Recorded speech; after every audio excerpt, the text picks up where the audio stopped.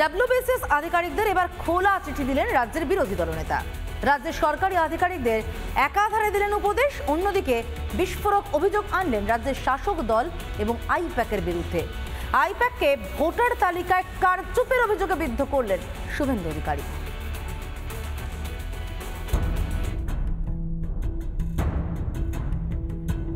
এবার ডব্লিউবিসিএস আধিকারিকদের খোলা চিঠি রাজ্যের বিরোধী দলনেতা শুভেন্দু অধিকারীর।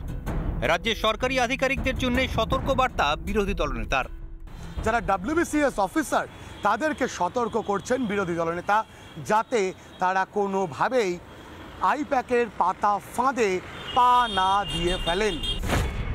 কুমিরের কান্নায় প্রভাবিত হবেন না, রাজ্য কর্মীদের বাঁচাতে এফআইআর করছে এমন নয়। আইপ্যাক ও ঘনিষ্ঠদের বাঁচানোই মূল লক্ষ্য। বছরের পর বছর সায়েন্টিফিক রিগিং চলেছে।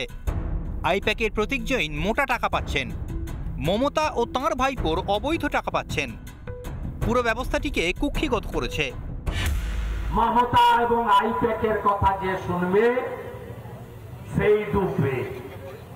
সরকার চালাচ্ছে আইপ্যাক। কাল সকালে আমার এক্স হ্যান্ডেল দেখবেন, আমি ডকুমেন্ট দিয়ে দেব। আইপ্যাক কিভাবে জেলা শাসকদেরকে ইনস্ট্রাকশন দিচ্ছে।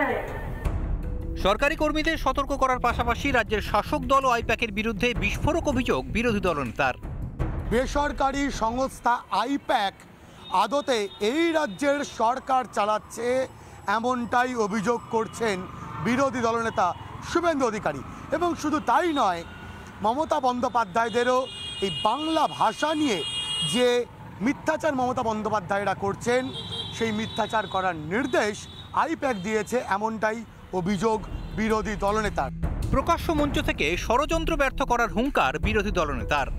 আপনার আইপ্যাকের চোর প্রতীক জৈনের শিকানো গুলিতে আপনি যা খুশি করে নেন, আপনার সঙ্গে ময়দানে দেখা হবে। ভোটার তালিকায় একটাও মৃত, একটাও ডবল এন্ট্রি, একটাও ফেক, একটাও রোহিঙ্গা, একটাও বাংলাদেশি মুসলমান থাকবে না। রাজ্যের ভোটার তালিকায় বেনজল প্রমাণিত, আর সেই বেনজলের পেছনে হাতযশ রয়েছে আইপ্যাকেরও। বিরোধী দলনেতার অভিযোগে চাঞ্চল্য রাজনৈতিক মহলে।